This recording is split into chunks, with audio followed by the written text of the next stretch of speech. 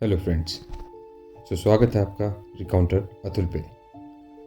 आज मैं आपके लिए एक नई थ्रिलर कहानी लेके आया हूँ।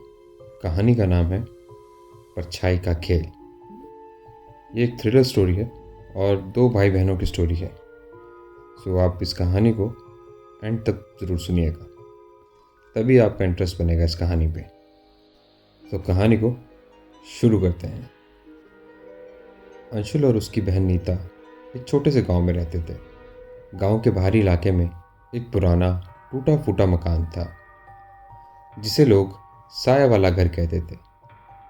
अफवाह थी कि उस घर में एक रहस्यमयी परछाई रहती है जो रात के समय घर से बाहर आती है और लोगों को डराती है। अंशुल को इन सब बातों में कोई विश्वास नहीं था, लेकिन उसकी बहन नीता को ये अफवाहें बहुत डराती थी। एक दिन अंशुल और नीता ने निर्णय लिया कि वह उस घर में जाएंगे और इस अफवाह की सच्चाई जानेंगे। वे रात के अंधेरे में घर की ओर बढ़े। जैसे ही वह खंडर में पहुंचे, अंशुल ने महसूस किया कि वातावरण में कुछ अजीब था। हवा बहुत ठंडी थी और चारों ओर अजीब सी खामोशी थी।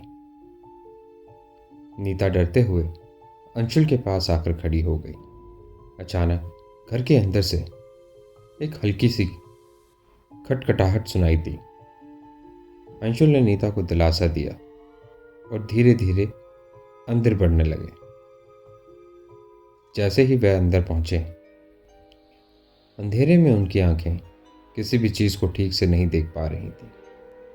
तभी अचानक उनकी आंखों के सामने एक लंबी काले रंग की परछाई दिखी।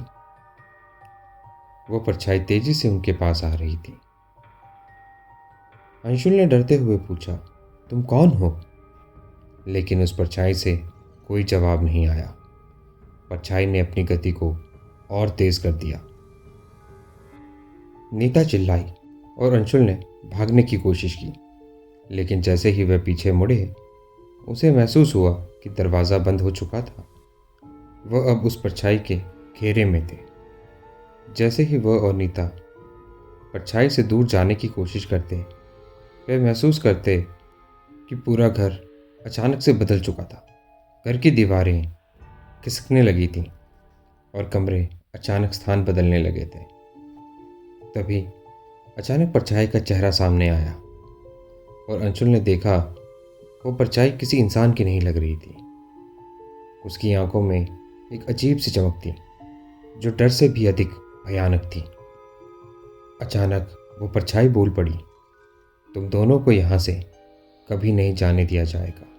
उसकी आवाज़ बहुत खौफनाक थी। नीता सर्दी से कांपने लगी और अंशुल ने उसे दिलासा देते हुए कहा, डरो मत, हम यहाँ से जल्दी बाहर निकलेंगे। लेकिन जैसे ही उन्होंने परछाई को धकेलने की कोशिश की, वो महसूस करते कि उसकी पकड़ बढ़ती जा रही थी। अचानक अंशुल ने देखा कि परछाई के पीछे एक और विशाल आकृति उभर रही थी। वह आकृति उस परछाई की सच्चाई थी। एक विशाल काले रंग का साया जो पूरे घर को निगलने के लिए तैयार था। अंशुल और नीता दोनों को अब समझ में आ गया था कि वह किस चीज़ से जूझ रहे हैं।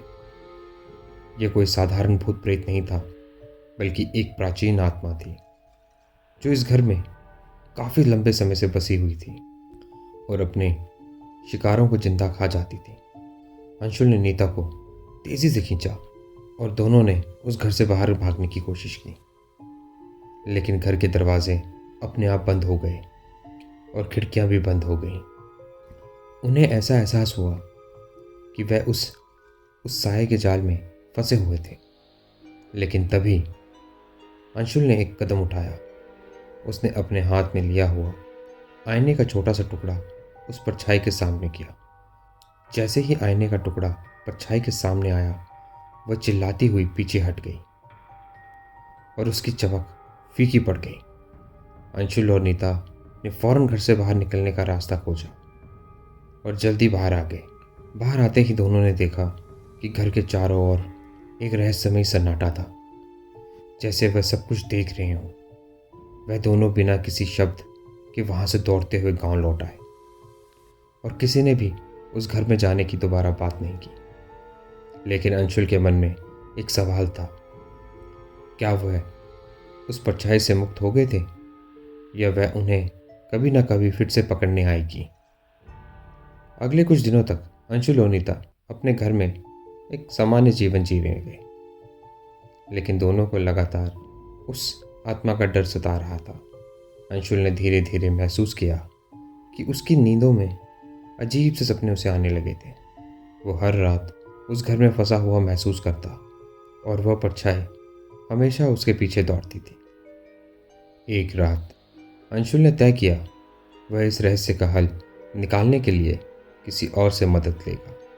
उसने गांव के बुजुर्गों से काफ़ी कुछ सुना उस आत्मा के बारे में।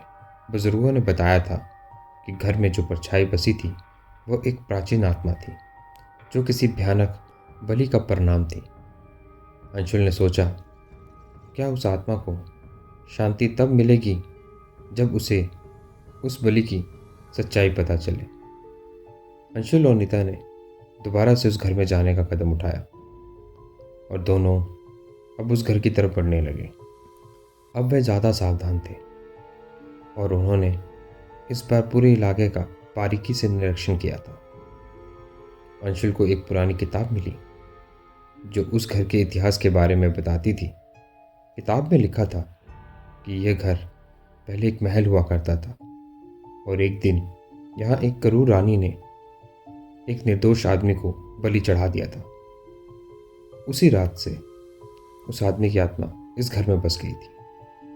अंशुल ने सोचा कि अगर वह उस रानी के बारे में कुछ और जानता तो शायद वह उस आत्मा को शांति दे सके।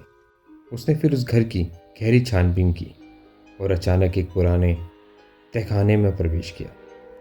वहाँ उसने कुछ और पुरानी यादें पाई। वह महसूस करने लगा कि यह खेल केवल भूत प्रेत का नहीं बल्कि एक बड़ा कच्चा सच है जिसे सामने लाना ज़रूरी था। एक रात अब अंशुल और नीता उस घर में थे। परछाई फिर से सामने आई। इस बार उसकी आंखों में कुछ और था, जैसे वह कुछ और कहना चाहती हो। अचानक वह परछाई बोली, तुम दोनों को यहाँ लाने वाला तुम्हारा ही कर्म था। तुम्हारी जिज्ञासा ने मुझे फिर से जीवित कर दिया। अब तुम्हें इसका हल ढूंढना होगा। यह सुनकर अंशुल और नीता दोनों को समझ आ गया कि परछाई नहीं बल्कि एक चेतावनी थी। उन्होंने उस आत्मा को शांति देने का निर्णय लिया और रानी की क्रूरता को उजागर किया। अंशुल और नीता ने मिलकर उस पुराने इतिहास को गांव वालों के सामने लाया। इसके बाद वह साया और उसकी आत्मा शांत हो गई और वह घर अब फिर से सुरक्षित हो गया। अंशुल और नीता ने महसूस किया कि कभी कभी बुरी शक्तियों से लड़ने के लिए सच्चाई की शक्ति ही सबसे बड़ी होती है। अब वह दोनों उस पुराने घर में खड़े थे, लेकिन अब वह खौफनाक नहीं बल्कि एक इतिहास के अंश के रूप में महसूस कर रहे थे। सो दोस्तों, ये कहानी यहीं समाप्त होती है। अगर आपको ये कहानी इंटरेस्टिंग लगी हो तो आप मेरी इस वीडियो को लाइक एंड शेयर ज़रूर कीजिएगा। अगर आपको मेरी कहानियाँ सुनना पसंद है तो चैनल को सब्सक्राइब करना ना भूलें। और अगर आप अपने दोस्तों के साथ शेयर करेंगे तो मेरा भी मोटिवेशन बनता रहेगा और मैं आपके लिए रोज़ एक नई कहानी लेके आता रहूँगा। तो गाइस, मुझे भी थोड़ा सपोर्ट करें और मेरे चैनल को शेयर ज़रूर करें। मिलते हैं आपसे नेक्स्ट वीडियो में एक नई कहानी के साथ। तब तक के लिए शुभ रात्रि।